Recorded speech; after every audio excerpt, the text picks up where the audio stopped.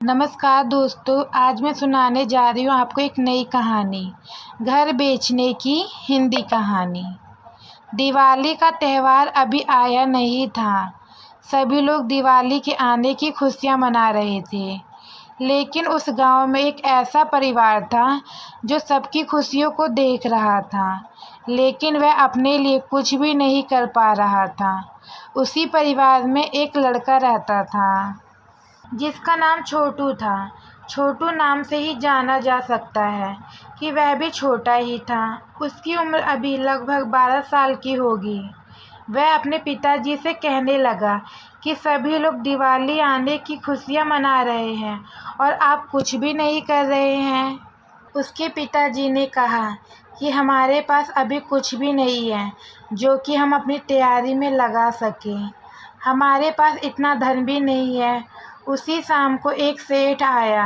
वह सेठ कहने लगा कि तुम ऐसे कब तक रहोगे? तुम्हें यहाँ घर बेच देना चाहिए। तुम्हारी खेती भी धीरे धीरे समाप्त हो रही है, उसमें भी कुछ फसल नहीं हो पा रही है जिससे कि तुम्हारा गुजारा हो सके।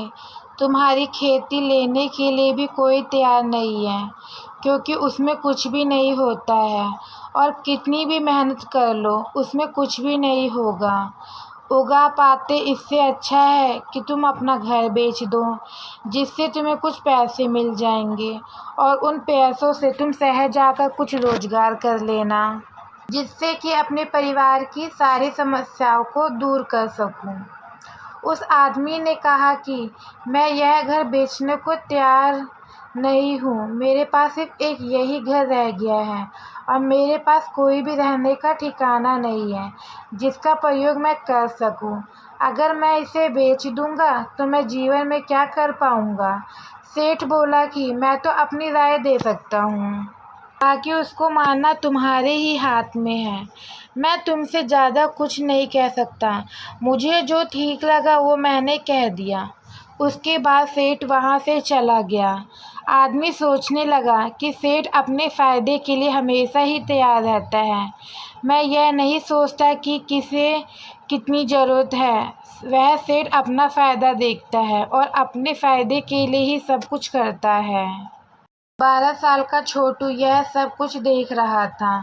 अब समझ चुका था कि उसके पिताजी क्यों कुछ नहीं कर पा रहे हैं, क्योंकि उनके पास इतना धन नहीं है जिससे कि वह सभी तैयारियां कर सकें।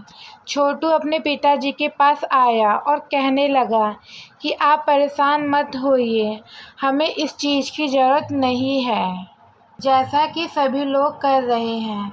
अगर हमारे पास कुछ खास नहीं है तो हमें कुछ ज़्यादा करने की भी ज़रूरत नहीं है। छोटू की बातें सुनकर उसके पिताजी छोटू की तरफ देखने लगे, क्योंकि वह जानते थे कि वह उन्हें सभी प्रकार की खुशियाँ नहीं दे पा रहे हैं, लेकिन वह कर भी क्या सकते हैं, क्योंकि वह मजबूर है। उसके बाद छोटू ने पूछा कि हम अपनी फसल को क्यों अच्छी नहीं कर पा रहे हैं। उसके पिताजी ने कहा कि वह ज़मीन अब अच्छी नहीं है, उसमें कुछ भी फसल सही तरह से नहीं हो पाती है। उसे मैंने बहुत उपजाऊ बनाने की कोशिश की थी, लेकिन वह उपजाऊ ही नहीं बन पा रही थी।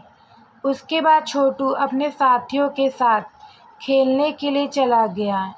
किसान की पत्नी अंदर से आई और कहने लगी कि जब सेठ आया था तो तुम उससे यह घर बेच क्यों नहीं देते? इससे हमारी समस्याएं भी धीरे धीरे समाप्त हो जाएगी।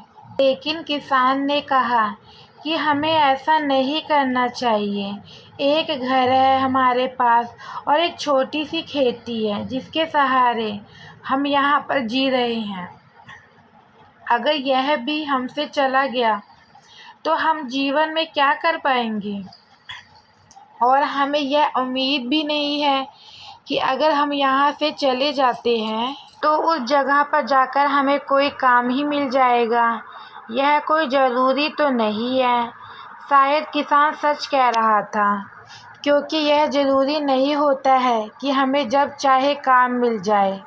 हो सकता है मैं काम की तलाश में काफ़ी दिन तक ऐसे ही घूमना पड़े।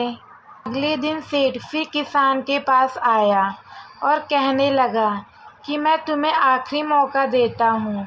अगर तुम यह घर मुझे बेच दो तो मैं इसकी आखिरी अच्छी रकम तुम्हें दे सकता हूँ। अगर तुम्हें मंजूर हो तो मुझे बता दो, इसके बाद मैं इस घर को कभी नहीं लूँगा। किसान उसकी बातों से समझ गया था कि वह अपने फ़ायदे के लिए बार बार ऐसा कर रहा है, और किसान जानता था कि उसे ऐसा बिल्कुल भी नहीं करना है। जबकि किसान यह भी समझता था कि उसकी मजबूरियाँ उसके सामने आकर खड़ी हो गई हैं। उसे ज़रूरत भी है, लेकिन फिर भी किसान अपनी ही ज़रूरत को पूरा करने के लिए उसको नहीं बेच सकता। वह घर ही उसके लिए सब कुछ है। किसान ने धीरे धीरे अपनी खेती को अच्छा करने के लिए काफ़ी तरीक़ों को अपनाया और एक दिन कामयाब हो गया। धीरे धीरे उसमें अच्छी फसल होने लगी। उसने बहुत मेहनत की और उसके बाद तो उसकी फसल अच्छी होने लगी। शायद किसान को अपनी मेहनत पर यकीन था, इसलिए सब कुछ कर पाया। जो वो लोग अपने यहाँ पर विश्वास करते हैं वह जीवन में सब कुछ पा सकते हैं।